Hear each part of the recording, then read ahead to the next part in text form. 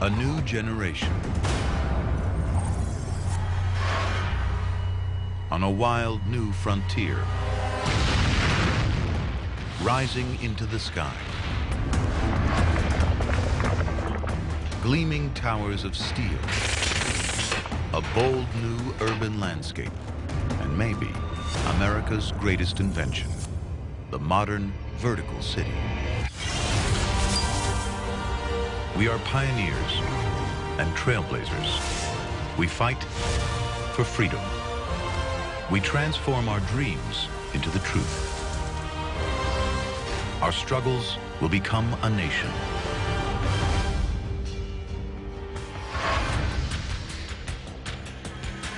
America, land of invention. Hot dogs, jazz, the elevator, skyscrapers. This is the story of the greatest innovation of all, the modern vertical city. One world-famous icon has come to symbolize it. Amazingly, we very nearly didn't have it.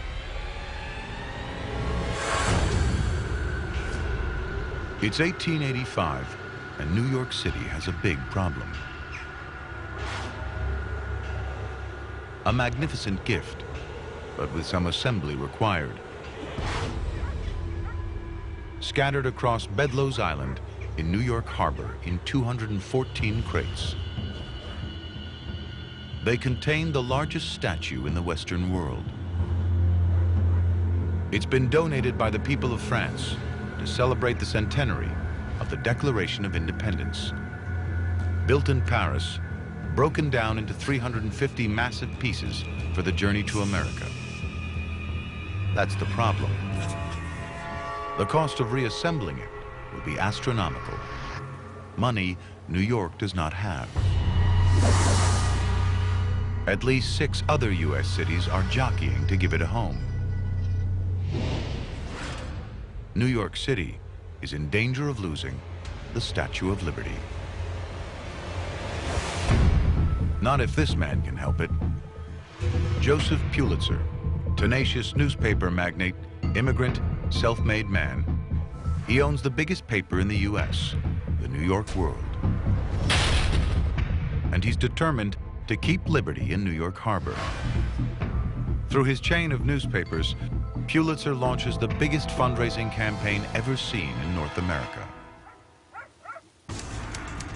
It would be an irrevocable disgrace to New York City and the American Republic to have France send us this splendid gift without our having provided even so much as a landing place for it. We must raise the money. More than 1 million people read Pulitzer's papers every day. Enclosed, please find 25 cents as my contribution $1. towards The contents of our little savings bank, which we 10 cheerfully o'clock contribute to the Club Peace resolves to send you the contents of the first jackpot. You will find enclosed $4. The money we saved to go to the circus with. Donations flood in from all across the country. Rich and poor, east and west. Pennies and nickels, 5s and 10s, even thousands of dollars. In all, a staggering 121,000 donations. More than enough to keep this iconic statue in New York. I think a statue is not just a statue. I think symbols really matter. I think they signify in a big way. In fact, maybe they do more than reams and reams and reams of legislation and paper and print. Now the real work begins. To hold a statue 150 feet high, the pedestal will be the biggest concrete structure in the world. Over 200 men work through a grueling winter to complete it. As the last of the cement dries, workers toss in their own silver dollars for good luck.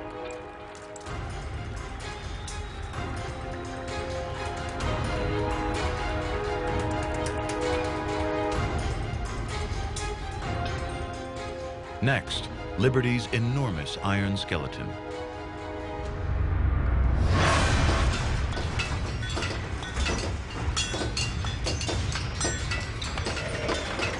It's designed by Gustave Eiffel, who will build the famous Eiffel Tower in Paris.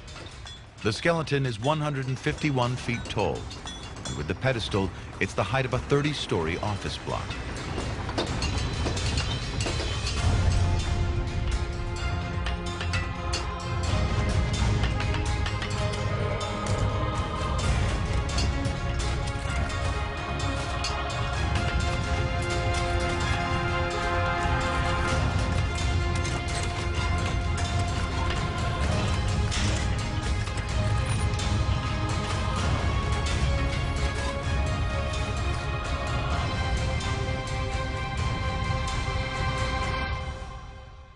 Now for the outer layer. Wrapping around the skeleton are 60,000 pounds of hand-sculpted copper. The sandal is 32 times bigger than a human foot, the equivalent of a size 879 shoe. It's on-the-job training, often at 300 feet in the air. It's as difficult as it is dangerous.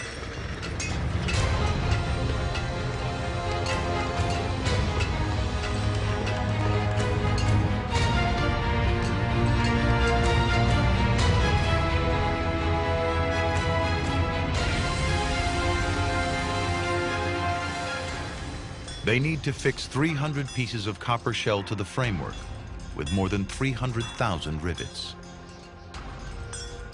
Her robes have over 4,000 square yards of copper.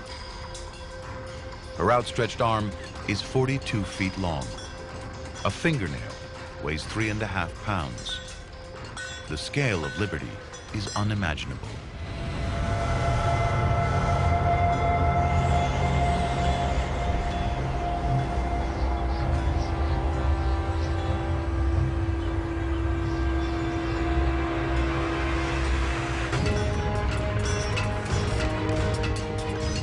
After 6 months of hazardous construction, there are no fatalities, and Liberty's 17-foot face is finally winched into position.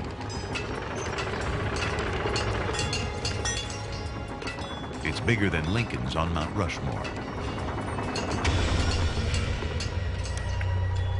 It's said the sculptor, Frederick August Bartholdi, modeled the face on his own mother.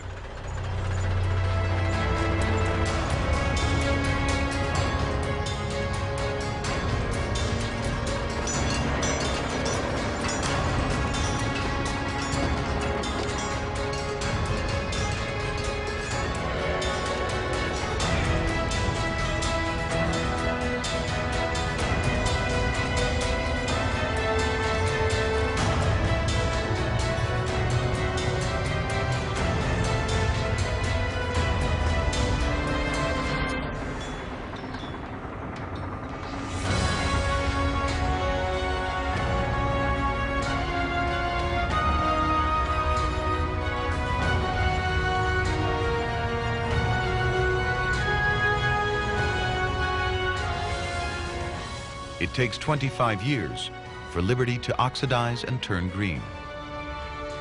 A functioning lighthouse until 1902, the statue's official name is Liberty, Enlightening the World.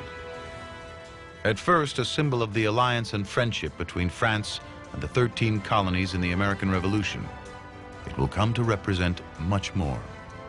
At the entrance to New York Harbor, the Statue of Liberty becomes a beacon to the world and a welcome to millions.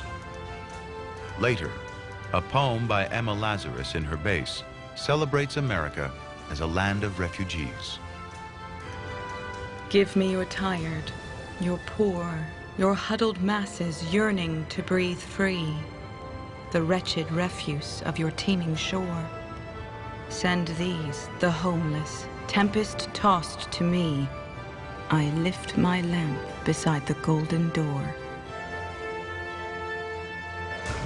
Over the next 2 decades, more than 12 million immigrants passed the Statue of Liberty on their way to Ellis Island, the first stop for most new Americans.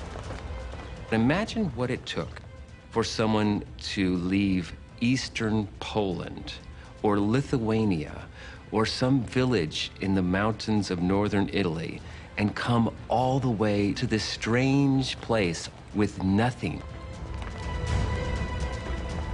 Today, more than 100 million Americans can trace their roots back to ancestors who came through Ellis Island.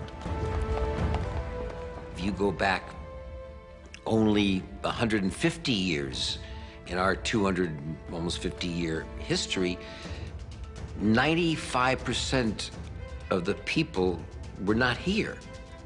There are no roots. They all came from someplace else. So to me, America represents the best of the human spirit. A guidebook prepares arrivals for a new life in a new world. Forget your customs and ideals. Select a goal and pursue it with all your might. You will experience a bad time, but sooner or later, you will achieve your goal. Don't take a moment's rest. Run. And from Ellis Island, they spread out across the continent.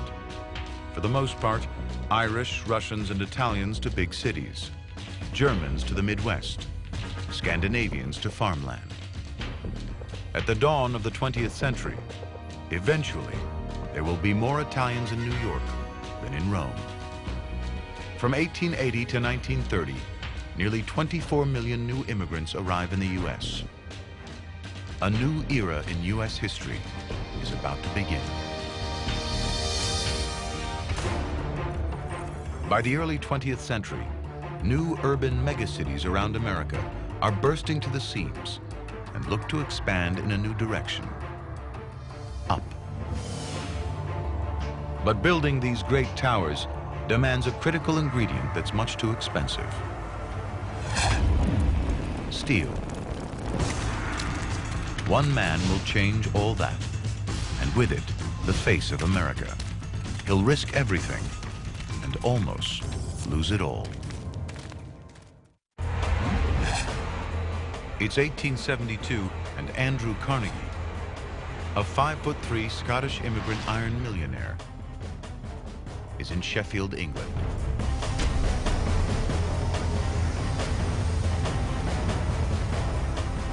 He's looking at the future. A revolutionary way to make steel.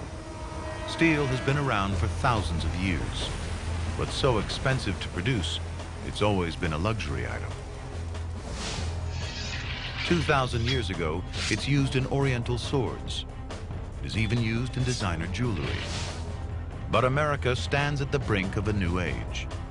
To build it, they need steel, and lots of it. It's the only material strong enough for the towers that will touch the sky.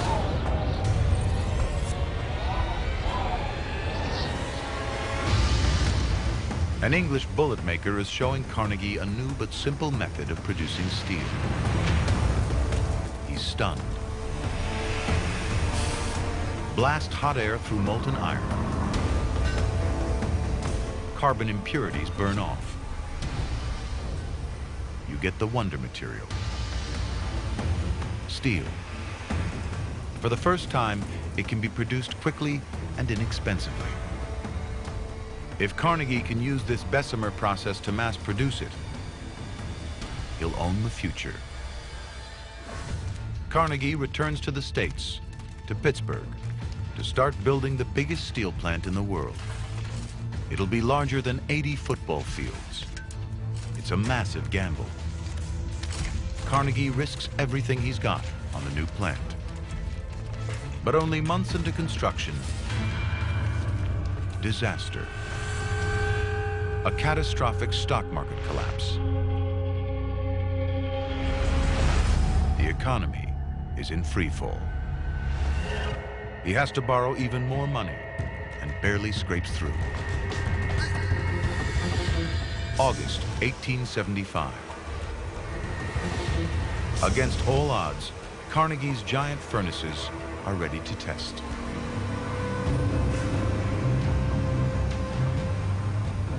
Steel production is phenomenally dangerous. Inside, 5 tons of molten metal.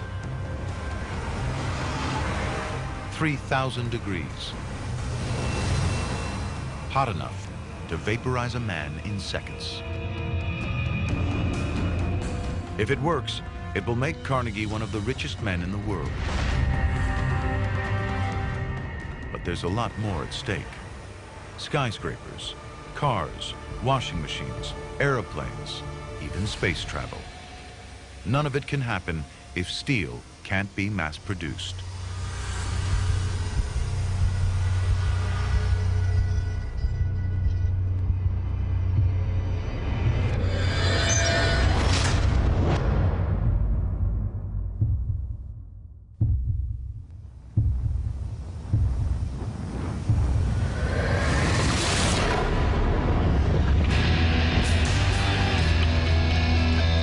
It's a success.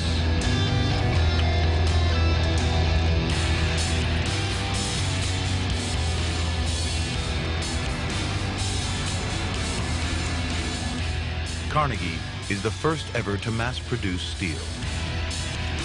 Prices plummet by over 80%. Output rockets from a few thousand tons in 1860 to 11 million by 1900.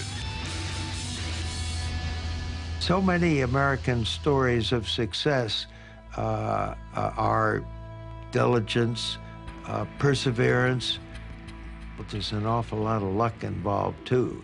His timing couldn't have been better. It was steel that built American cities. It was steel that built American railroads. It was steel that built American shipping. By the beginning of the 20th century, he was one of the wealthiest men in America. Pittsburgh transforms from a sleepy town to the industrial heart of the nation. Its population triples. Driven by a new steel railroad, millions of tons of steel are transported across America, the raw material to build the modern city. And the grandest of all is New York. It's an era of obscene opulence. New York is a playground for super-rich industrialists and financiers. Wildly extravagant, they smoke cigars rolled in $100 bills. Their wives' hats studded with diamonds. This is the Gilded Age. Land values are the highest in the world. There's only one place to go: up. By 1902, 65 skyscrapers are being constructed in Manhattan. This is one of them.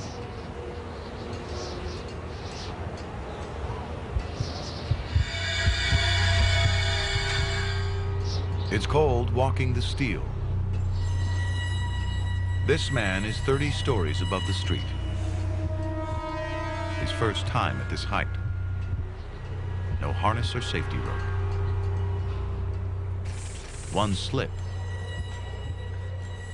and he's dead. Veterans are called fixers. The novices are snakes, because working with them can be deadly. The old hands know just how dangerous it can be. Thing I hate worse than poison is to take on a new man when we're near the top. They all get used to it or get killed.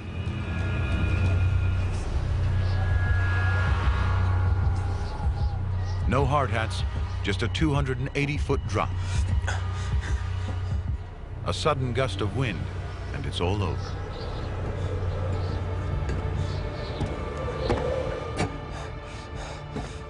They're up here 8 hours a day. Meals when they can.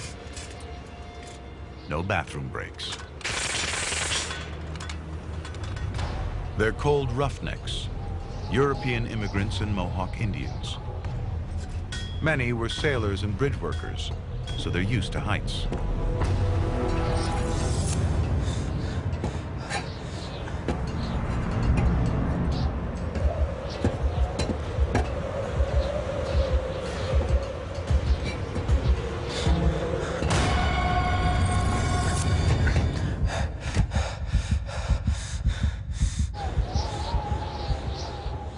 The guy's balancing on the beams.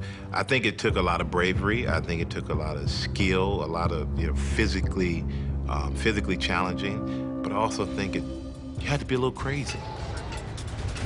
The stakes couldn't be higher. It's a risk they are willing to take. The pay is $4 a day, twice the going rate for manual labor.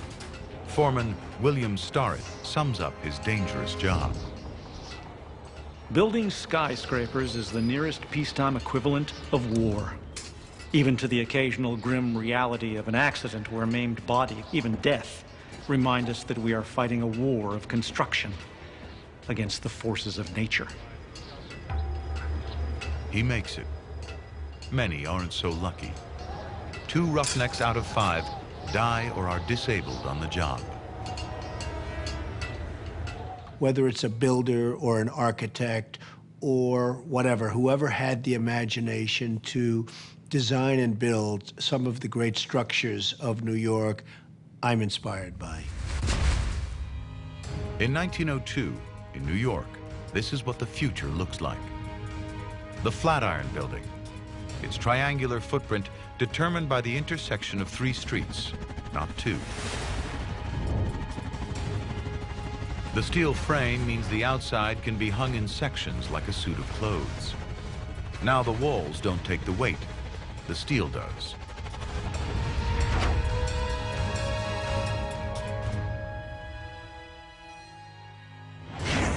It's so radical, when people first see it, they think it will blow over and kill them. A lawsuit is filed claiming winds focused by the Flatiron's extreme shape damage a nearby shop. Today, it's one of our best-loved buildings. Inside, the other breakthrough that lets towers rise into the clouds, the elevator. Before it, the tallest buildings stop mostly at 5 floors. No more walking upstairs now, so the sky's the limit. For the first time, the higher the floor, the higher the rent.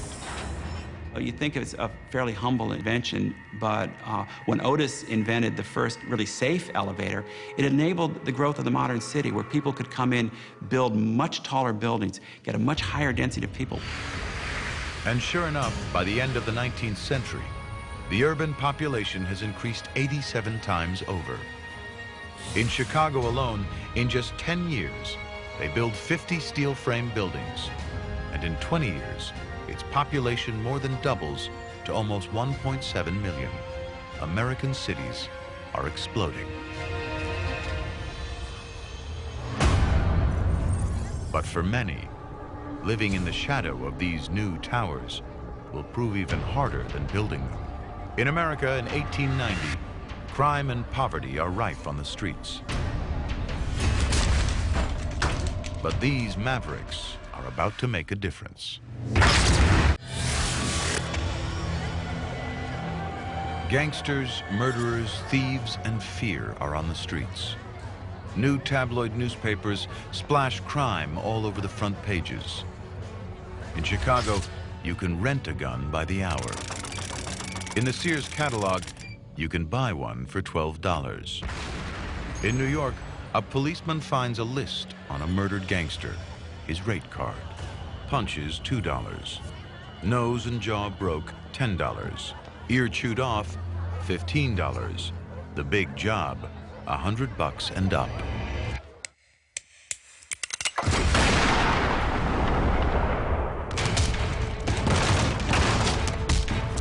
Detective Bureau Chief Thomas Burns, a man who follows his own set of rules. He's shrewd. And he's very tough. Among his methods is a technique his detectives call the 3rd degree. 1st degree, persuasion. 2nd degree, intimidation. 3rd degree, pain.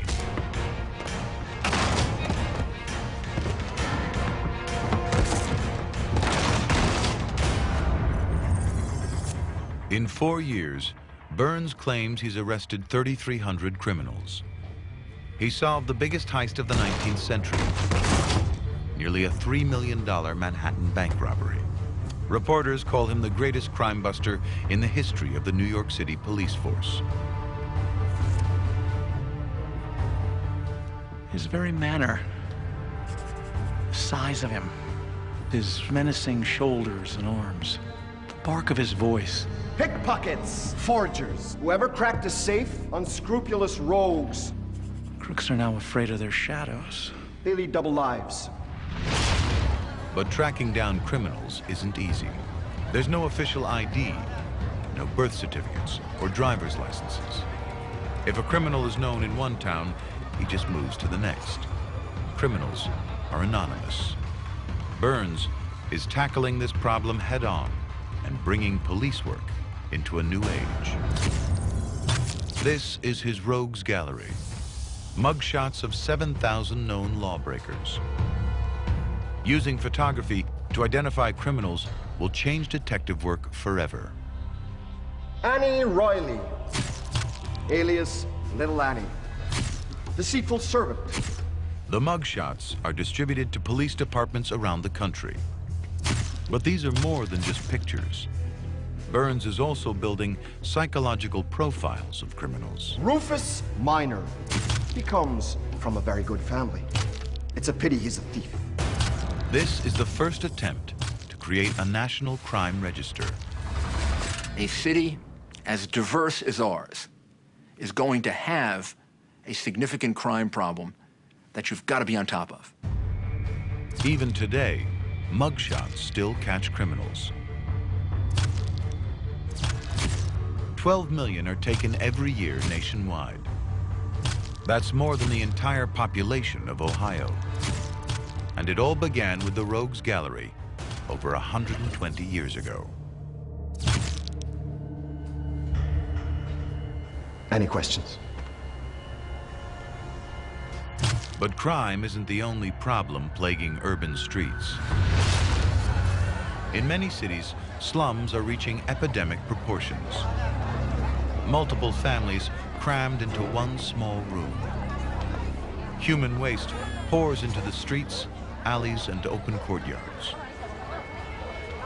People were crowded in. There were windowless tenements. Sometimes you had no internal plumbing, just privies in the basement, in the backyard. And the Lower East Side during these years was the single most crowded place in the entire world. Jacob Riis, Danish immigrant, crime reporter, photographer. He gets leads for stories from Chief Inspector Burns. Now, he's about to expose the hell of tenements. Jacob Riis knows what it's like to be poor. 15 years ago, he lost his job in a stock market crash.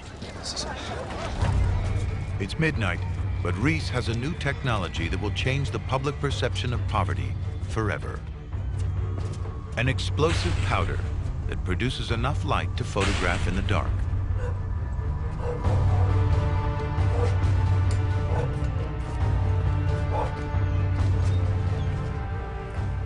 This is one of the first ever photographs of slum life.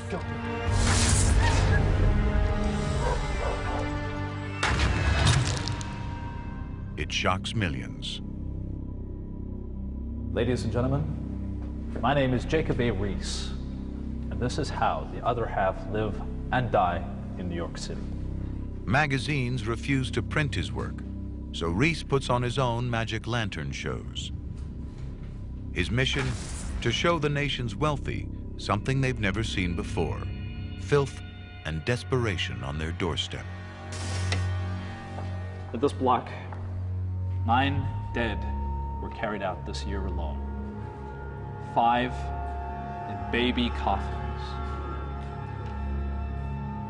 What he demonstrated was that there is another reality, that all that prosperity didn't trickle down all the way to the bottom, and there was some deplorable living conditions, and this country was not just forced to confront those conditions, but then was moved to begin to deal with them.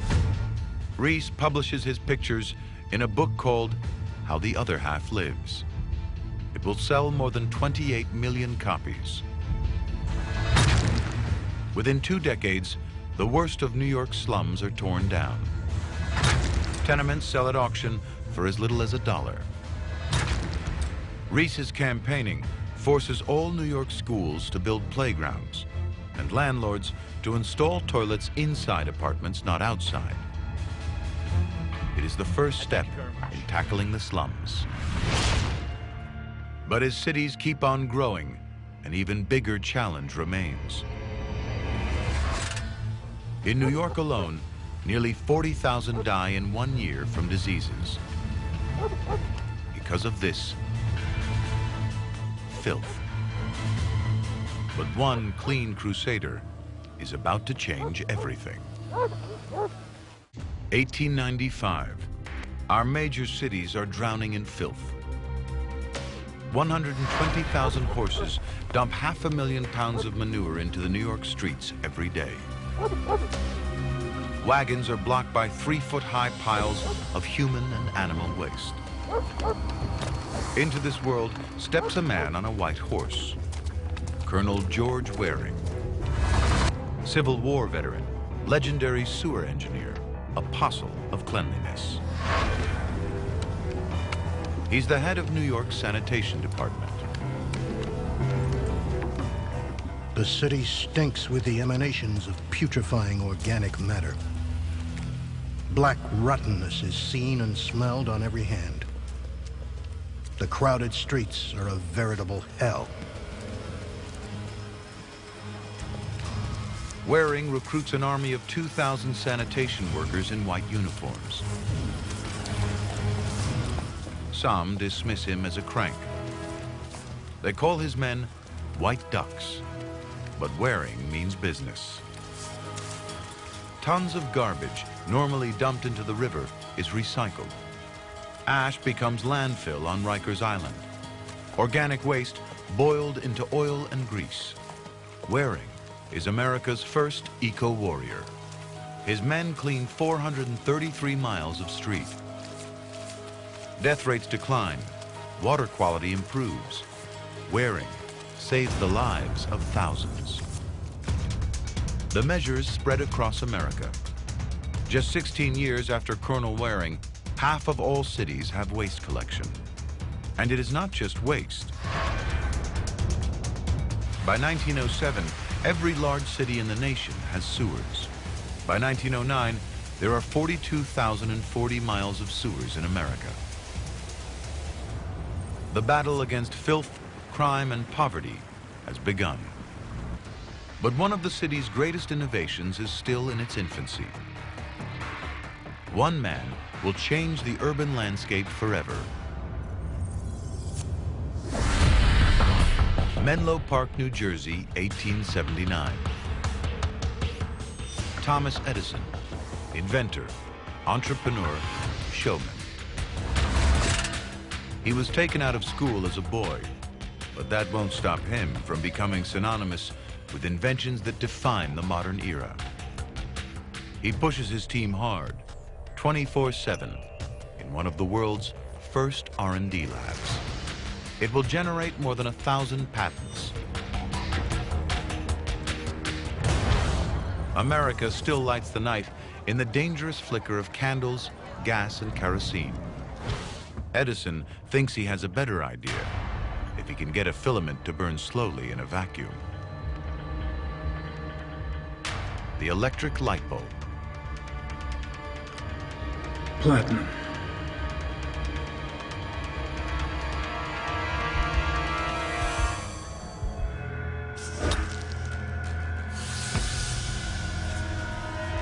Edison locks himself in his lab, doesn't sleep for days. The stakes are high. His backers have sunk $130,000 into his research, millions in today's money.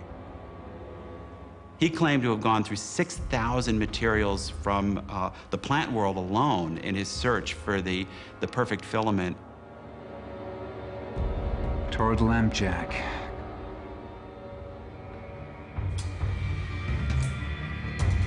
Spruce. Beard. Fish line. Thread. Teak. Boxwood. Celluloid. Parchment.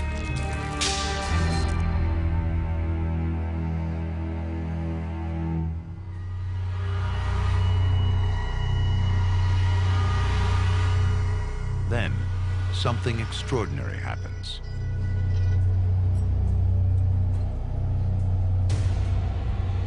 Cardboard.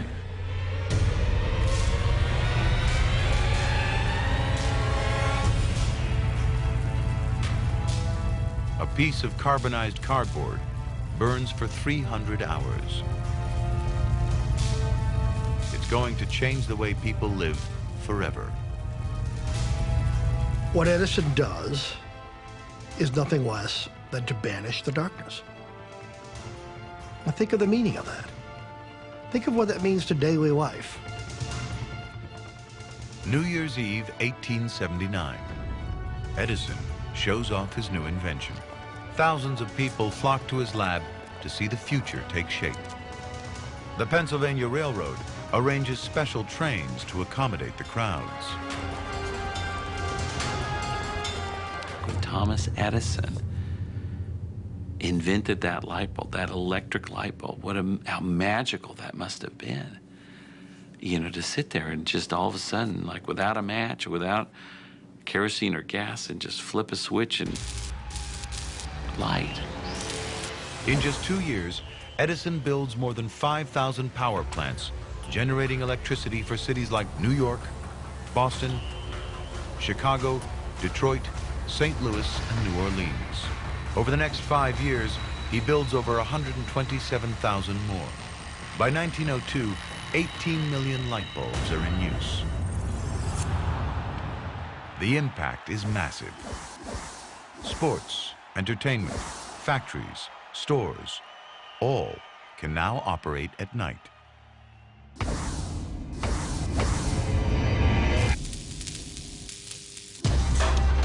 And as electricity comes to the cities, more and more people arrive with it. By 1900, nearly 4 million women are working in U.S. cities.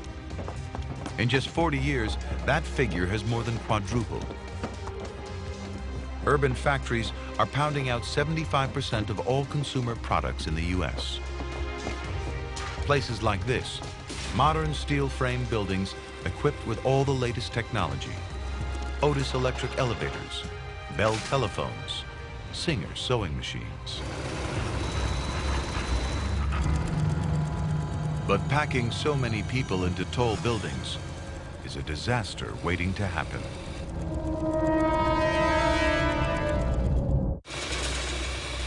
The United States is hurtling into the modern age, symbolized by megacities rising up all across the continent.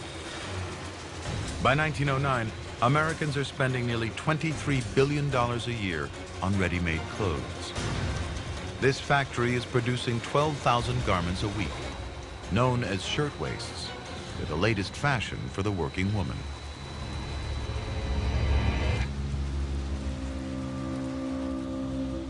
New York City, March 25th, 1911. 4:45 p.m., the Triangle Shirtwaist Factory, 8th floor. 260 girls work here, most of them teenagers.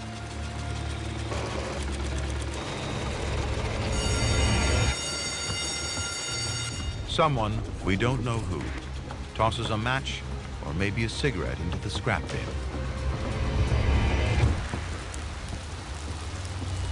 Eva Harris, a seamstress, smells burning. There's a fire, Mr. Bernstein. Production manager Samuel Bernstein grabs one of the 3 fire pails. But the fire is already spreading. There's a mad dash for the exit, but it is too narrow. Only one at a time can pass through. It's been designed that way so their bags can be checked for stolen fabric. There's a fire hose, but it's not working. No water! The only way to warn the floors above is through the switchboard 2 floors up on the 10th floor. Hello, switchboard. 10th floor. Fire. There's a fire. Put me through to the 9th floor. Hello? She drops the phone and runs to get help.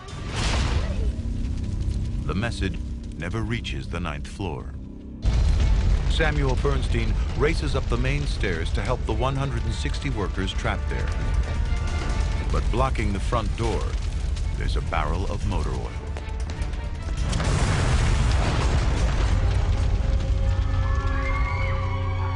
On the 9th floor, flames are already shooting through the walls and windows.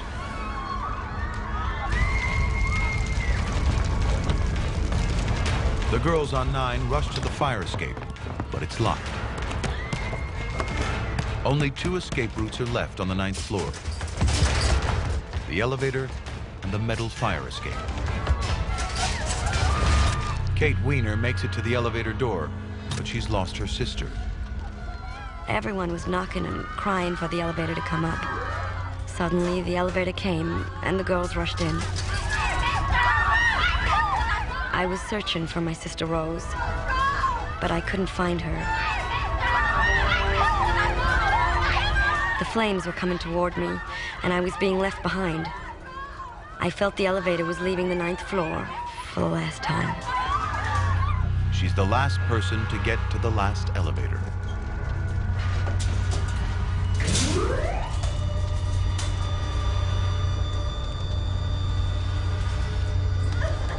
More than 100 girls are left behind to die. The only escape route left is the metal fire escape, but it collapses. Firemen arrive with the biggest ladder in New York City. But it's 30 feet too short.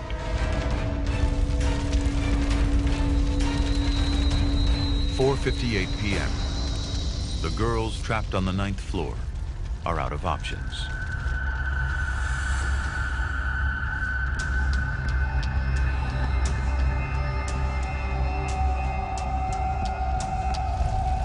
In desperation, they jump.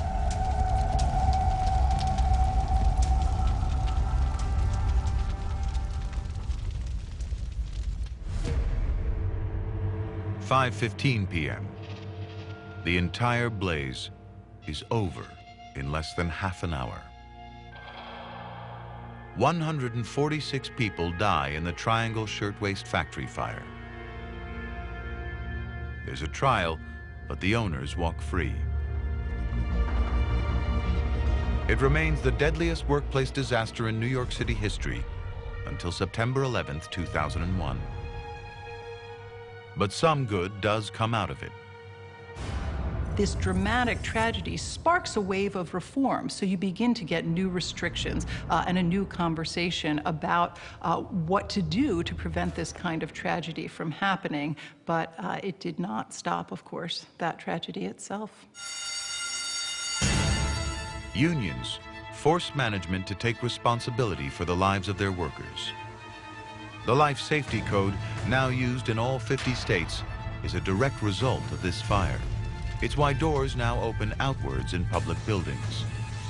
Why automatic sprinkler systems or multiple exits are now the law. The U.S. and the modern city grew up together. Typically new, enormous, and fast-paced, the megacity is one of America's greatest inventions.